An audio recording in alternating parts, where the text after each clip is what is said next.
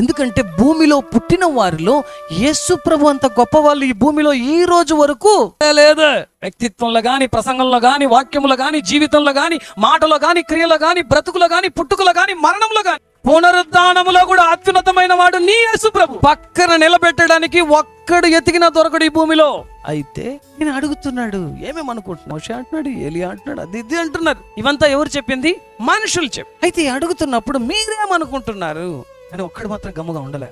అతని లోపల ఏదో జరుగుతా ఉంది. సీమోను పేతురు, నీవు సజీవుడగు దేవుని కుమారుడు. గట్టిగా మనుషులు చెప్పింది అభిప్రాయం, మనుషులు చెప్పింది 1000 చెప్పొచ్చు.